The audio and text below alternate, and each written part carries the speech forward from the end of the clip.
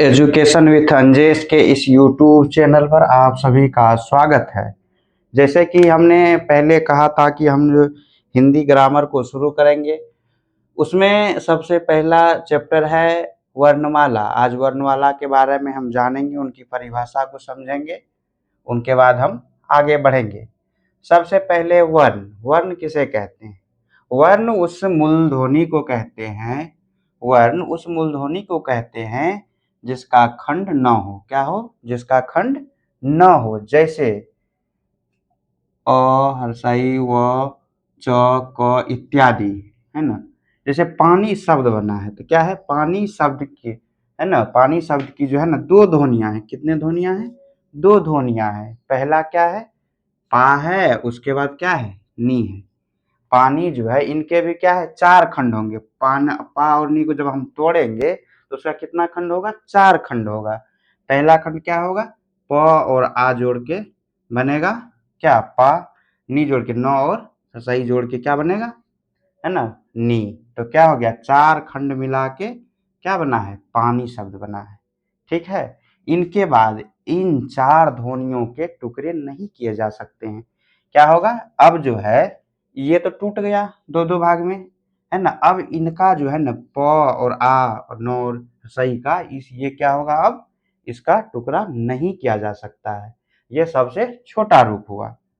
इनके बाद इन चार ध्वनियों को टुकड़े नहीं किए जा सकते, इसलिए ये मूल ध्वनियां या वर्ण या अक्षर है। इसलिए यह क्या कहलाया? मूल ध्वनि कहलाया। क्या कहलाया? इसलिए ये मूल ध्वनि कहलाया। वर्ण या अक्षर, है ना, मूल ध्वनि या मूल या अक्षर कहलाया। दूसरे शब्दों में समझे तो, दूसरे शब्दों में वर्ण वह छोटी सी छोटी, है ना, ध्वनि है। क्या है? वर्ण वह छोटी सी छोटी ध्वनि है जिसका टुकड़ा नहीं किया जा सकता। क्या अब इसका टुकड़ा किया जा सकता है? इसलिए कहा जाता है जिसका टुकड़ा नहीं किया जा सकते।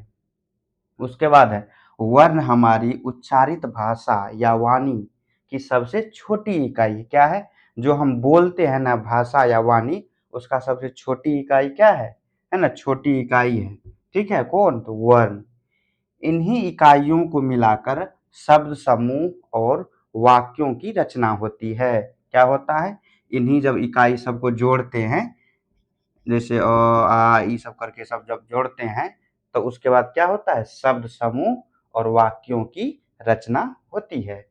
उसके बाद मूलतः हिंदी में कितने? 52 वर्ण है। अब इनका क्या है? इनका कुछ सार है। जैसे कि वर्ण, है ना, जिसके खंड अर्थात टुकड़े न किया जा सके, सबसे छोटा में इसका संक्षिप्त रूप। उसके बाद है अक्षर, जिसको नष्ट न किया जाए। क्या हो? जिसको नष्ट न किया जाए। उसके बाद आता है ध्वनि। क्या आता है? ध्वनि। प्रत्येक वर्णों में जो आवाज हो। क्या हो? प्रत्येक वर्णों में जो आवाज हो उसे क्या कहते हैं? ध्वनि कहते हैं। ठीक है। उसके बाद आता है ध्वनि चिन्ह। ध्वनि चिन्ह क्या है? सही दुर्गा, ये क्या है? ध्वनि चिन्ह है। क ख ये सब ध्वनि चिन्ह। उसके बाद आता है क्या? वाक्य। वाक्य वह भाषा की सबसे छोटी इकाई या लघु सूक्ष्म इकाई क्या है? ध्वनि है। ठीक है। वाक्य और भाषा की सबसे छोटी इकाई क्या है? ध्वनि है। भाषा की सार्थक इकाई, भाषा की क्या है? सार्थक इकाई क्या है? भाषा की सार्थक इकाई शब्द है। ठीक है। भाषा की सबसे बड़ी या बृहत्तम इकाई क्या है? भाषा की सबसे बड़ी इकाई या बृहत्तम इकाई क्या है? वाक्य है। उसके बाद अब जो है वर्ण का तो हो गया। वर्ण का कितने भागों में बांटा गया है? दो भागों में बांटा गया है। कौन कौन? एक स्वर्ण वर्ण और दूसरा व्यंजन वर्ण वर्ण बांटा गया है। तो हम लोग जो है अब कल पढ़ेंगे स्वर के बारे में। किसके बारे में पढ़ेंगे? कल स्वर के बारे में विस्तृत रूप से पढ़ेंगे। उनके बाद जो है हम फिर व्यंजन के को पढ़ेंगे विस्तृत रूप से। इसी प्रकार से अब चलता रहेगा। फिर यह चैप्टर जब जैसे ही कंप्लीट हो जाएगा, उसके बाद हम इनका जो भी ऑब्जेक्टिव आता है या प्रीवियस ईयर का क्वेश्चन है, उन सभी को हम कराएंगे। Thank you.